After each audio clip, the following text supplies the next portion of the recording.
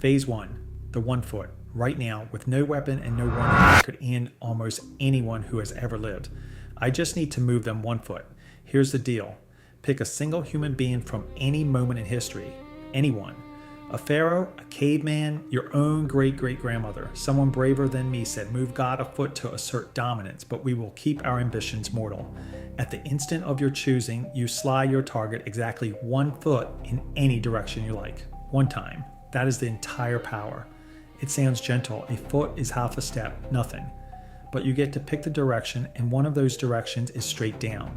Move a sleeping person 1 foot into the floor, and their body tries to occupy the same space as the wood, the concrete, the dirt underneath them. 2 things cannot share 1 spot. Gamers actually have a word for this, telefragging, and it is exactly as fatal as it sounds.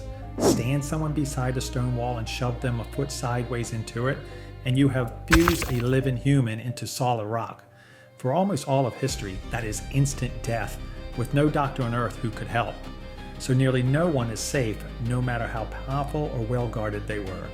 The question was never whether you can change history with a single foot.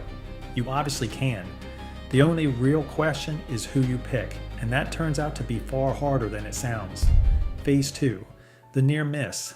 The first instinct is always to play hero. Save somebody. November 1963. John F. Kennedy is riding through Dallas. Slide him a foot to the left at the right second, and the bullet finds upholstery instead of a president. Or go to Sarajevo 1914 and nudge Archduke Franz Ferdinand a foot sideways so the shot misses. Maybe the spark that lit the First World War never catches. Clean, right?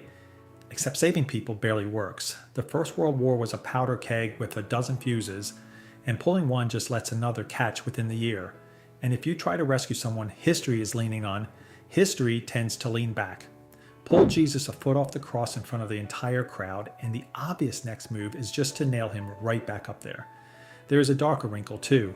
Anyone who watches a man blink out of existence is not going to call it physics. They will call it a miracle or curse, and they will build something around it. A single visible foot at the right moment could start a religion as easily as end one. So flip it around. The reliable play is not to pull people out of danger, it is to nudge them in. Alexander the Great nearly died storming a city wall, an arrow punching deep into his chest.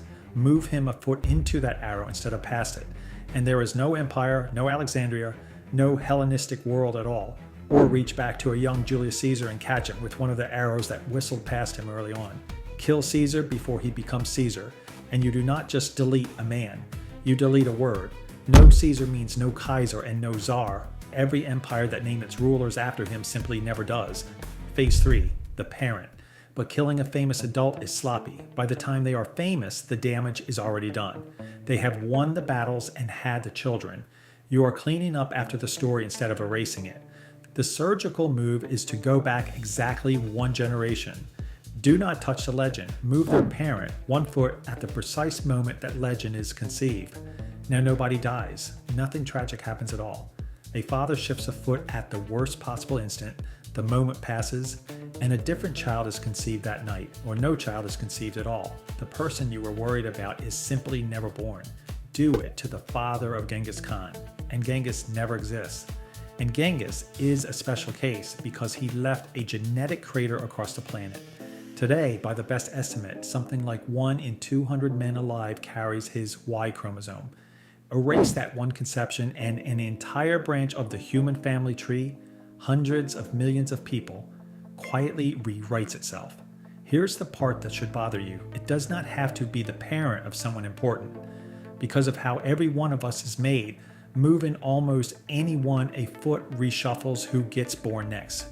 Phase 4, the butterfly. This is where a single foot stops being a weapon and becomes a flood. Conception is a coin flip with hundreds of millions of faces.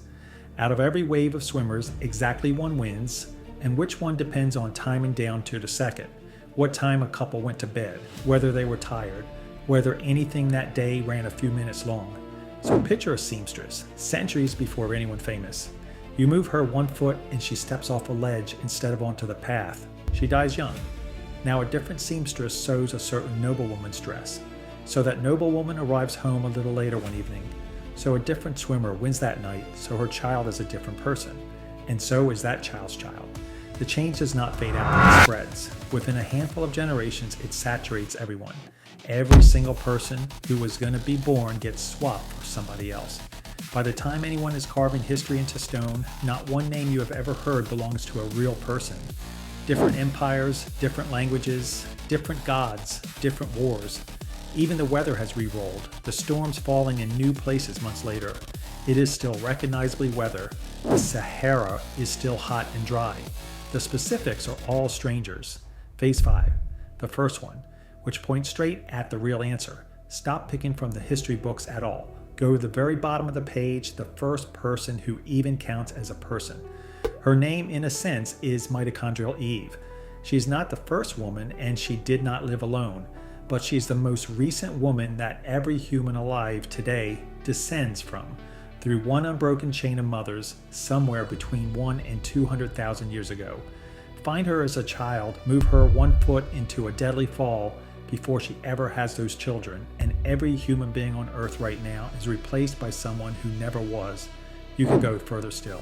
Long before her, the thing our entire line hangs from was a small, nervous, rat-like animal that, on one ordinary afternoon, happened to dodge a predator. Move it a foot the wrong way. The predator does not miss, and the whole road to humanity quietly closes behind it. Now the optimists have a comeback, and it is a good one. Maybe history has a current. Planets are still going to be round. Birds are still going to grow wings. Upright, talking apes probably still claw their way to the top. Still find fire and steel. Still build something that reaches the moon. Maybe you reshuffle every name on Earth, and the overall shape of the world just snaps back into place. Tomato, tomato. We genuinely do not know which world we live in, the fragile one or the stubborn one. But if you want the single biggest ripple 1 foot can ever make, the rule is simple. The further back you reach, the deeper the water gets.